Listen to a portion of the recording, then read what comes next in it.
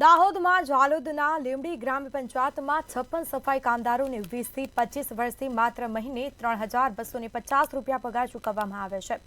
સફાઈ કામ કરતા વાલ્મીકી સમાજના લોકોને સરકારી ધારાધોરણ મુજબ પગાર ન ચૂકવતા વાલ્મીકી સમાજ દ્વારા લીમડી પંચાયત પર ધરણા પ્રદર્શન કરાયું। ખૂબ જ ઓછા પગારમાં વાલ્મીકી સમાજના લોકો પોતાના પરિવારનું ગુજરાન ચલાવી શકે તેમ નથી। જ્યારે સરકારી ધારાધોરણ મુજબ 6665 રૂપિયા જેટલો પગાર ચૂકવવાનો સરકારનો પરિપત્ર જાહેર થયેલો છે। ત્યારે સરકારના ધારાધોરણ મુજબનો પગાર ન મળે ત્યાં સુધી સફાઈ કામદારોએ ધરણા પર રહેશે। સફાઈ કામદારોની માંગો પૂરી ન થાય તો ગાંધી ચિંધ્યા માર્ગે જશે તેવી ચીમકી પણ ઉચ્ચારી છે।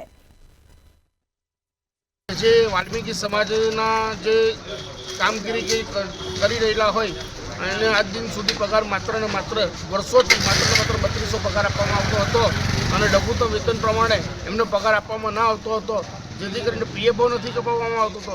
મારી સમાજ આરે આ લોકો આ લીમડી ગ્રામ પંચાયત શોષણ કરી રહ્યો એવું અમને લાગી રહ્યું છે, જેથી કરી અને આ પ્રશ્નોનું જો નિરાકરણ નહીં આવે તો અમે આજે ગાંધી ચિંધ્યા માર્ગે હડતાલ ઉપર સામૂહિક જવું પડશે। લીમડી ગ્રામ પંચાયતમાં કામદારો જે વર્ષોથી સફાઈની કામગીરી કરે છે તેમને માત્ર ને માત્ર 3000 થી 3200 રૂપિયા પગાર આપવામાં આવે છે।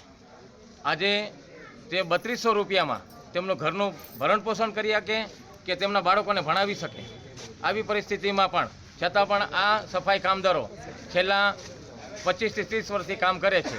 અમારી માંગણી એટલી છે, અમે જે આવેદન આપ્યું છે એ લઘુત્તમ વેતન મુજબ તેમને પગાર મળવો જોઈએ।